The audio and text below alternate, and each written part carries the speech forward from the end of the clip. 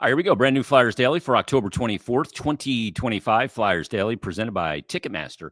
Make more memories live. We're fresh off the post-game show at recording of the Flyers' 2-1 loss against the Senators. Frustrating game for me watching this one because you had a Senators team that came into the game kind of a hot mess without Brady Tkachuk, a team that was having a very difficult time defending and keeping the puck out of their own net. League lowest save percentage. Linus Ullmark, not very good. You scored 29 seconds in, but you're unable to get anything else. They're a team that gave up an 8 spot, lost 8-4 to Buffalo. Just recently lost 5-4 against the Islanders and gave up a 6 spot early in the season. And the Flyers come out of there with just the 1 goal in the game. And to get that just 29 seconds in and not be able to follow that up is frustrating. You got shot in the game 33-22. Although, even though they got outshot in the game, I think they had more high danger chances. And Ullmark, who has been a hot mess, came in with an .854 save percentage so far this season, was able to settle in. He looked like a goaltender that wasn't ready for the game to start when Tyson Foerster, 29 seconds in, gets that pass. Coming off the bench on a line change from Konechny, uses the Ottawa defender very nicely to hide the release and ends up going high blocker on Ullmark. And you're thinking, okay, Ottawa's probably thinking, okay, here we go again. We're a team that's reeling. We give up a goal in the first shift, and that's all the Flyers would get. Forster ends up on the ice with Konechny and Couturier because Mishkov had just gone off on a change as Couturier went into the zone, dropped it off to Konechny, who found Tyson Forster. But you're thinking, wow, we're off and running. Here we go. This should be a fun night. And just there wasn't anything else, even though some good chances and good saves by Ullmark. They were unable to beat them. They go 0-for-3 on the power play against a team that was killing penalties at 57.7%, worst in the NHL. Now, a couple of those power plays were abbreviated, so it counts as 0-for-3, but still a frustrating number. One of the things Ottawa was actually good at was on the power play coming into the game at 26.1%, 10th in the NHL. Flyers PK did the job, though. They were good in the game as Ottawa goes 0-for-5 on the man advantage. So the PK was good, and they got good goaltending out of Dan Vladar, making 31 saves on 33 shots, high volume for Vladar in this game, but he was very good. Both goals that the Sens score didn't have much of a chance on. The first one came to tie the game at 1 at 7:57 of the first period. Michael Amadio ends up getting a cross-ice pass from Claude Giroux, and on the 2-on-1 is able to beat Dan Vladar just above the pad and just below the glove. A perfectly placed shot on a 2-on-1, and that tied the game. It kind of came off a kind of a weird play in the neutral zone. It looked like Ottawa was really bottled up in the neutral zone. Flyers in their structure, but as Travis Sanheim on the right side came forward to challenge at the blue line, the puck, and take a player out that the puck was intended for, I think that might have been Zub, it ends up squirting through both of their legs, creating that 2-on-1 where Giroux's got the puck going down the left side, and he sends a perfect pass to Amadio, who ends up beating Vladar. So you got a game that's tied at 1 after 1. I think 13 shots for Ottawa in the first period, which is a high volume against the Flyers when you consider that they held in back-to-back games, last week, Winnipeg to 14 shots, and then the Minnesota Wild to 16. And to give up 13 in the first period, albeit a lot of those were from the outside. And it looked like the Sens were trying to get as many pucks and bodies to the net as possible, which is exactly how they ended up scoring the game-winning goal at 3:05 of the second period. They're working the puck around the outside. Eventually it gets back to Nick Jensen at the right point, and he shoots it and hits off of Travis Sanheim and maybe a Sens player and kind of drops to the ice.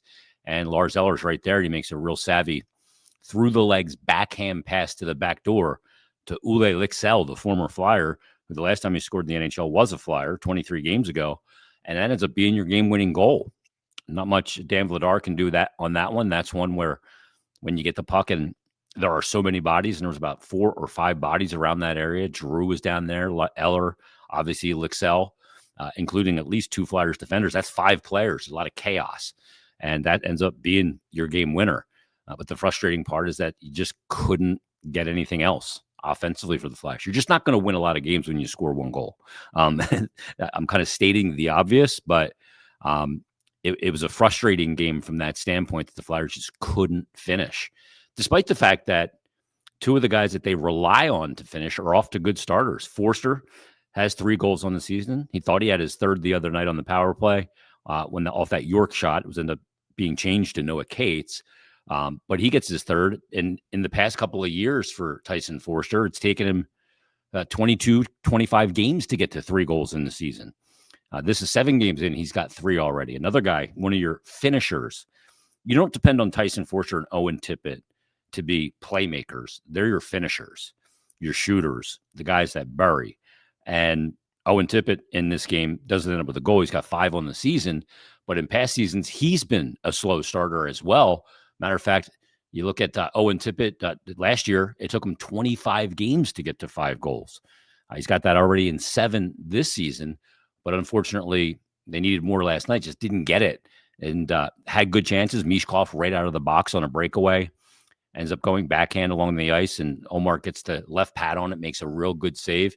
Mishkov with 4 shots in the game in 14:50 of ice time, but just unable to get anything by Omar on this occasion. 2 shots for Owen Tippett in the game, 2 for Zegers. He thought he might have had one that looked close, but ended up not being a goal in tight. Brink with a couple of shots, Konechny with 3, but all said and done, you just got to have more production than the Flyers had. Jamie Drysdale saw a lot of ice time in the game, 23-53, but ended up with no shots. And it was one of those frustrating nights where when they had the power plays, they were abbreviated. When they had the good chances, they got stopped. It'll happen in a season, and it just kind of leaves you scratching your head a little bit as to, who are the Flyers right now? We know that they'll come back and they'll play Saturday against an Islander team that's sitting at the bottom of the standings right now in the Metropolitan Division, coming off a win. But the Islanders, actually, they moved up, I should say, with that win. 7 games played. They're now 4-3. Flyers through 7 games, 3-3-1, each with plus goal differentials. Islanders with a +3 and the Flyers with a +1. But the Islanders have now won 4 straight games. They're a hot team coming in. Are they a true contender in the Eastern Conference? They're coming off a 7-2 win last night in Detroit. They've beaten Edmonton 4-2. They beat Ottawa on the road 4-2, or 5-4. They beat San Jose, which is expected, and they beat Detroit last night 7-2. And Detroit's off to a good start. So the Islanders lost 3 straight to start the season. Now they've won 4 straight. We're trying to shake out who's who and what's what, and it's still early and it's still a small sample size. But these are important games because you do not want to be chasing the standings. And the Flyers now have a bunch of games at home. They'll be back at home at Xfinity Mobile Arena for the next, I think, 5 games. We'll see some divisional opponents, including the Islanders Saturday, Pittsburgh on Tuesday. Then Nashville comes in to wrap up the month of October. Then we'll head to November with Toronto and Calgary at Xfinity Mobile Arena. Then the Flyers will hit the road for a couple. They'll go to Montreal and Nashville and come back home and take on Ottawa. And we'll see McDavid and Draisaitl for our only time in person at Xfinity Mobile Arena coming up on the 12th of November. So the schedule doesn't get any easier. You're trying to figure out who's who and what's what. And you haven't come off a game last night where they have difficulty scoring.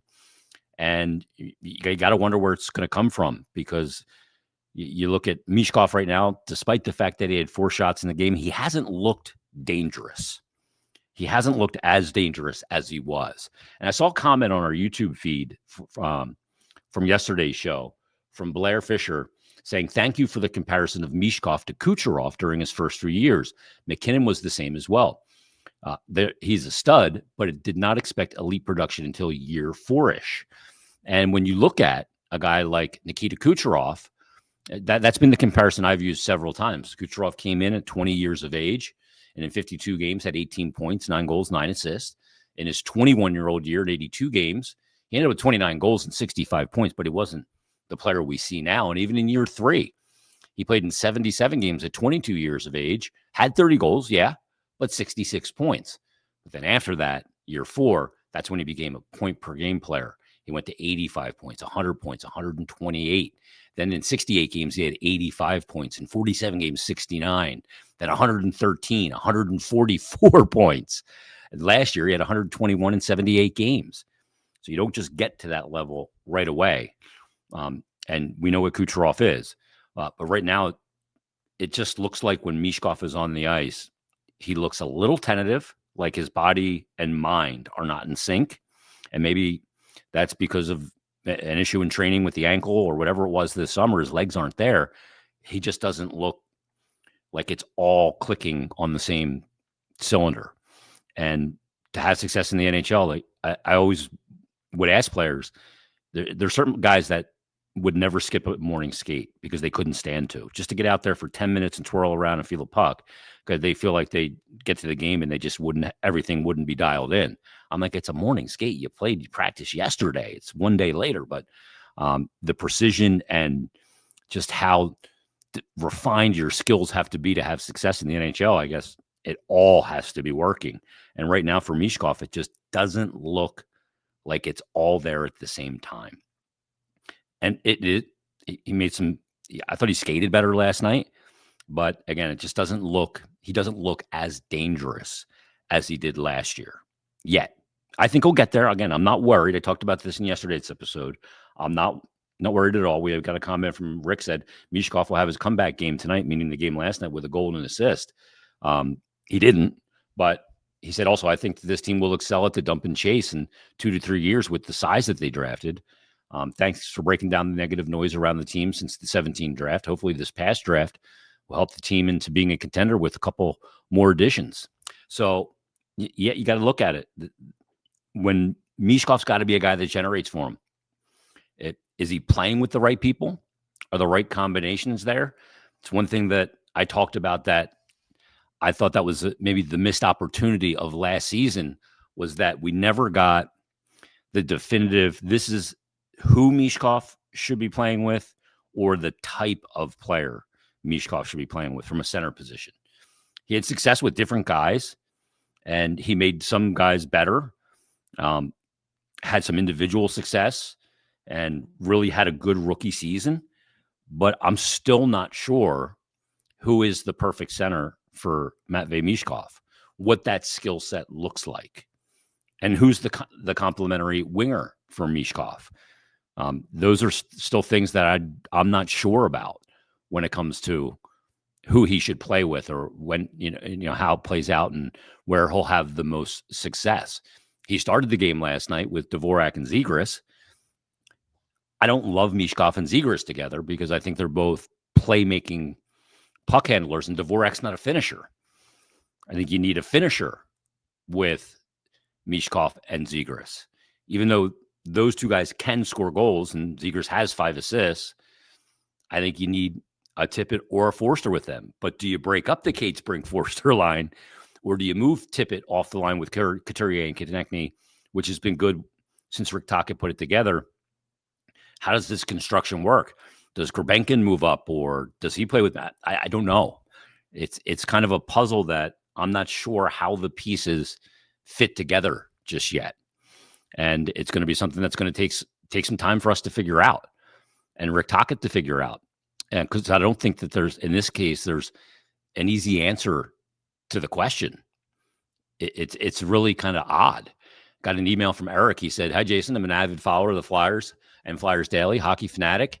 As a player my whole life and now freshman at PSU, we are." Good job, man, going to Penn State. He said, "I've been reading a lot about interest in trading Owen Tippett from several clubs across the league with his hot start to the season. I'm sure his stock is high right now, no doubt." He said, "I personally think he's sliding in well with TK and Coots and believe he's a key part of our future with a rare combination of size, speed, and skill. At the same time, we should listen to every proposal. If there's a deal we can't pass up, we ought to take it. I would love to hear your thoughts on the developing situation, and I want to congratulate you on your hard-fought battle." Thank you for that. I appreciate it very much. Yeah, I mean, Tippett, again, if I've said it once, I've said it 1,000 times. I don't know if he knows how good he is. And when he's confident and he's willing to be creative and play creative, and I think I'll add to that a little physical, and creates a little more space for himself, then, I mean, you got a player that's got a skill set that's right there with the tops in the league. He's big, strong, great skater, can fly, frankly, up and down the ice, has a great shot when he hits the net. That's the one thing that you would think of with Tippett. He would shoot wide on too many occasions. Hasn't so far this year. In past seasons, he had. But that's the area that he needs to dial in and finish. And he's been unable to get to that 30 goal plateau. And we know all those skills are there. He's one of those players I'd be nervous about trading because he could, in the right situation with the right line mates, and that might be Couturier and Konechny, could be one of those guys that just explodes for 40. Like if you told me that he scored 40 goals this year and looked into the future and said he's going to score 40, I couldn't say you're crazy, because I believe all those skills are there. And when it all comes together, that could be one, if he was dealt, that I could have a lot of regret about. All of a sudden, everybody's looking for a 40 goal scorer, 40 plus. And if you had one and traded one and what you got in return wasn't of equal or greater value, then you're kind of going, oh no, what are we doing? So that'd be one that I would be nervous about, because he is a rare combination of size, speed, and skill. And if it all comes together with the right line on the right team, hopefully that's the Flyers. We'll see if that can be the case. But that's still a question that needs to be answered. And we don't know. He's off to a great start. We hope that continues. We do know that he's a player that in the past has gone through some dry spells, but a player that when he's really cooking can be really, really dominant. Another comment that came in on the YouTube page from B Sembach 69. He said, I have to say, I selfishly been pulling for Tippett to come up big this year because I thought because he bought a Stadium Series number 74 hoodie and didn't want to have to put it in mothballs. Well, that's a good reason why. And, I hope it continues for Tippett. And I don't know for a fact, but I would assume that there's been calls for Tippett, even though it's really early to make trades already this season. But that deadline kind of moves up. Teams get desperate earlier and earlier in the NHL now than they ever have before. So with a hot start, you never know. The phone could be ringing, but I would have some trepidation with just dealing him. And as we talked about in last episode too, about the negative noise that surrounds the Flyers. And I thought with a slow start this year, there could be a lot of negative noise around Tippett. I felt like he was a target coming into this season with his contract and all that skill for fans to kind of have all of the different elements to become the target if he didn't get off to a good start. Getting off to a good start has been good for him, but they have to find other ways to supplement their offense. They couldn't do it again last night. Look, maybe part of this, and somebody had sent me an email about offensive systems. When there's implementation of a new system for a new coach, that usually starts from the crease out. That's where they'll start with that. Dr. Aubrey Tager tweeted me and said, work needs to be done on defending the forecheck, not moving feet enough, and can't get enough breakout going. Well, the breakout is also a part of offense that gets the other team off balance. He said, also hope that Mishkov isn't getting into his own head when missing on a clear, great opportunity like that breakaway last night. It all starts from the crease out. And in the offensive zone, they look like they're doing what every other team is doing. Not every other team, but most teams. They're running a 1-2-2. It's not overly aggressive. It doesn't give up a lot of odd man rushes the other way. And you really want to slow teams down and clog them up in the neutral zone. But they're not developing enough pressure and good scoring chances so far this season. This start to this season, if they won last night, the start to this season, and I could assess the 7 games, I would say this is a very solid start to the season for the Flyers. Had they won that game last night in Ottawa, they didn't. They lost 2-1. They scored 1 goal 29 seconds in. Now they're 3-3-1. Is it a bad start? I wouldn't categorize it as a bad start. I wouldn't categorize it as a good start. It's a mediocre start to the season so far. Mediocre is not going to do it. Not going to get you into the playoffs. Mediocre might end up being a step forward compared to last year. But a step forward compared to last year, where you had the 4th worst record in the league, is not a big step. So where they go from here, I really don't know. I don't know where this team's going. Vladar got 3 straight starts. I would imagine Ersson goes Saturday, even though Vladar was good in his 3rd straight start, only giving up 2 goals, none of which I think were his fault. I think that this is all a work in progress. As we came into the season, I said I've never had less feel for a team going into a season than I did for this one. And through 7 games, I don't have much more of a feel as to what they're going to be. There's certain guys that I rely on for production, like Konechny, who's got just the one goal so far and a couple of 3 assists now, and Mishkov that haven't gotten it going offensively. Do they look considerably different? And does that trickle down effect of those guys going offensively make them a good team? I'm not saying a great team, but a good team. Where right now they're just kind of in the mushy middle.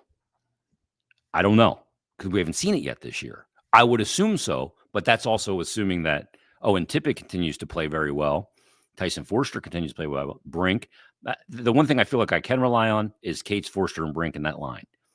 And I feel like I can rely on Travis Sanheim and Cam York on the top pair, but I worry about how much their usage is and their minutes. And I worry about the third pair, even though the third pair in the last couple of games has been pretty good. It's not that the Flyers didn't defend well last night in the game. It's that they couldn't score. So still lacking a lot of feel for what this team is. And again, I can't deny numbers much longer. I can't keep saying small sample size. Yeah, the power play has looked better, but it hasn't produced enough yet. And it's still a talking point. So in my eyes, that's still a weakness. Until it starts producing, even though it looks better, it looks like it's better execution and everything, it's still not a strength of the team. Or it's still a liability, maybe is the way I should put it. PK's been good. Full marks there. Goaltending's been good. We go into the season, say if the Flyers can have an average power play, an average goaltending, then they'll have a shot at getting into a wild card spot. Is it too early to say that they have both of those things? Well, the power play has been below average because of the production, not the execution, but the production. Goaltending has been above average, but the team is sitting at 3-3-1. So I don't know how to put my finger on this team just yet. We'll figure it out eventually. I don't know when though. I don't know when things will come into clear focus with this Flyers team. I really am having a hard time figuring out what they are, what they're going to be, where this is going. Because again, I look at the schedule and I see the Islanders on Saturday and I go, lost their first 3, won their last 4, beat the brakes off of Detroit. What's coming in here Saturday? I have no idea. Sam Ersson hasn't played in a week. If he gets the game Saturday, what am I going to get in goal from Sam Ersson? When's Mishkov going to snap out of it and start looking more dangerous like Mishkov? When's Konechny's productivity going to kind of come up to the level a little bit more? Can Couturier sustain being more than a point per game player? These are all questions that I don't have answers to yet. So I don't have a lot of feel for it just yet. If you have the feel for it, I'd love to hear from you. I'm always available. You could always hit me up at Jason Mert on Twitter X. You can DM me there or just shoot me a tweet. Or you can always send an email to jason.myrtetus, jason.myrtetus@gmail.com. So Bill will join us on Monday. We'll talk about it all. But the Flyers go down last night in Ottawa. I look at it. I'll sum up the episode this way. I look at it this way. I thought last night was a missed opportunity at a couple of points without Brady Tkachuk. That's how I look at it. We'll see what they can do Saturday, but I look at last night and a 2-1 loss where you scored 29 seconds in as a missed opportunity. What say you? All right, everybody, have a great couple of days. We'll talk to you on the next brand new Flyers Daily.